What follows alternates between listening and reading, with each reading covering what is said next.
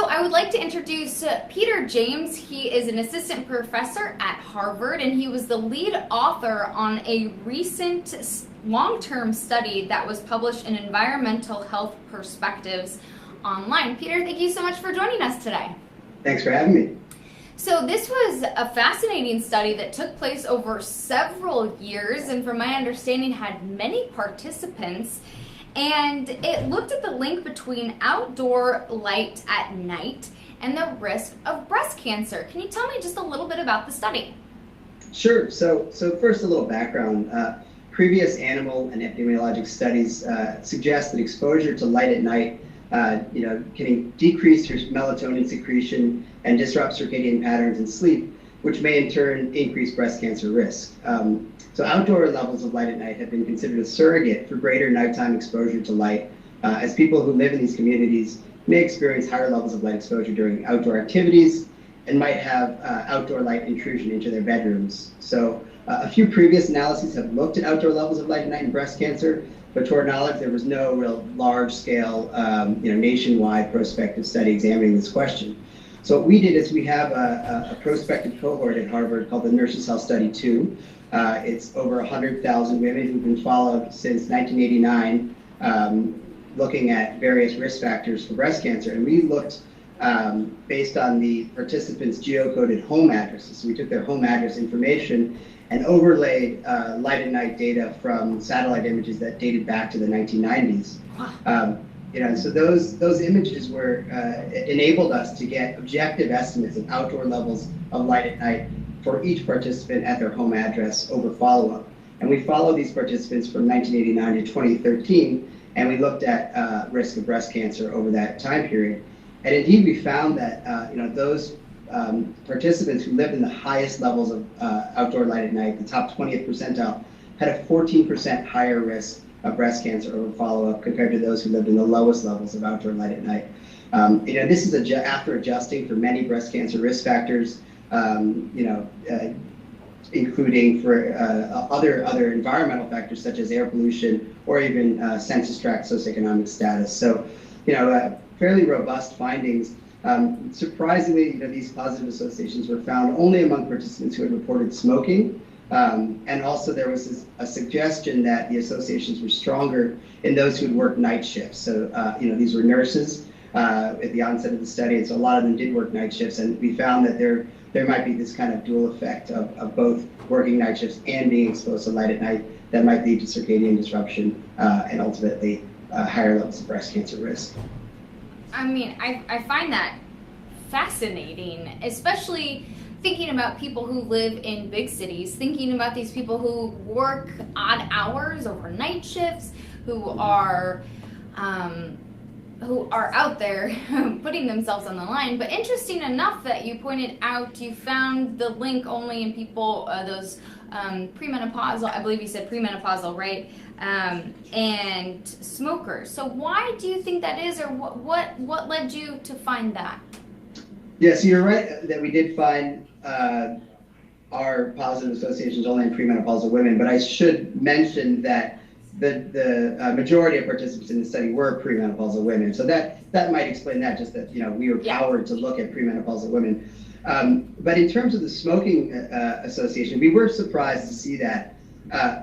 In some of our previous work in this cohort, we have seen that smoking is related to melatonin secretion, so decreased melatonin secretion. So it is possible that this is kind of this pathway of melatonin secretion, where the combination of both smoking and the light at night might work together to produce this the observed association. But definitely more research needs to be done in that area. This is the first time that this association has been observed amongst smokers only. So I think it's just kind of a first exploratory look at it, and we need to dig a little deeper to understand the mechanisms. And I mean, this was a massive study done over several years, being able to look at this research.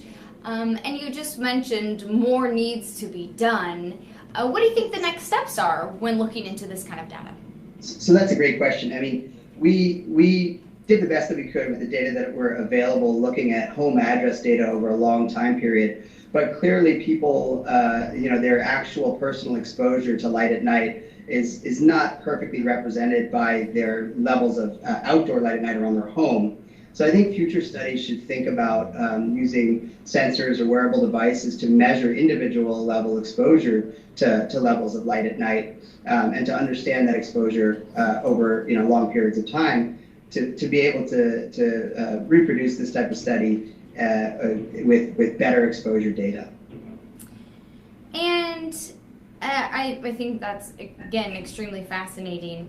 Do you think so? So you found it in people who work those overnight hours seem to be at higher risk. Do you think the working the odd hours and finding this association, do you think that's any cause of concern looking at studies for people who work these overnight hours and these odd shifts? Do you think that's any reason that people would want to change their lifestyle or would need to start thinking about maybe changing their patterns or maybe look into a career change? Yeah, so that's a great question. And actually, that question gets at kind of the motivation for a lot of this research. Previous studies in these cohorts have shown that the participants who recorded working night shifts were at higher risk of breast cancer. And the theory for that, the mechanism behind that, was theorized to be exposure to light during nighttime hours. So that's what led us down this road. But I think it's pretty well established now. In fact, there are certain international bodies that consider shift work a carcinogen. So certainly it's worth considering whether shift work is maybe not the best for your health. And there's definitely a lot of people who are working in that area. There are also folks who are thinking about chronotypes, or certain people who may be night owls or morning larks, who may be may prefer to stay up late at night or to get up early in the morning, and maybe synchronizing your chronotype with your shift schedule might be a way of alleviating some of the negative health outcomes that are associated with shift work. So moving forward, I mean, is there any way to, 14% seems to be a decent risk. I mean, it's not huge, but it's also enough to be something to be concerned about, I would think, especially if you already have genetic cause for concern. Moving forward, is there any way to protect yourself from this, as you move forward? If you do work at night and it's not something, you're not going to give up a good job, is there any way to protect yourself from this? So I think the first thing I would say is this is one of the first studies that has actually looked at this question with these data. So, the unsatisfying answer is more research has to be done before we can give recommendations on specific behavior change to lower your risk for breast cancer.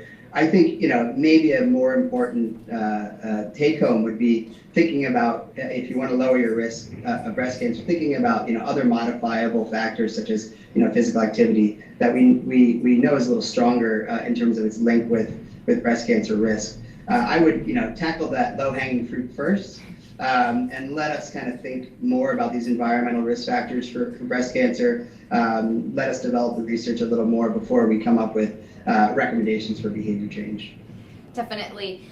Moving forward, do you think that you know of, are there any other studies that are looking into exposure of outdoor light at night, or any other reason that maybe we should all start kind of thinking about this, besides just women and concern of breast cancer risk? Because, we're all really exposed to this, whether you live in a big city or not.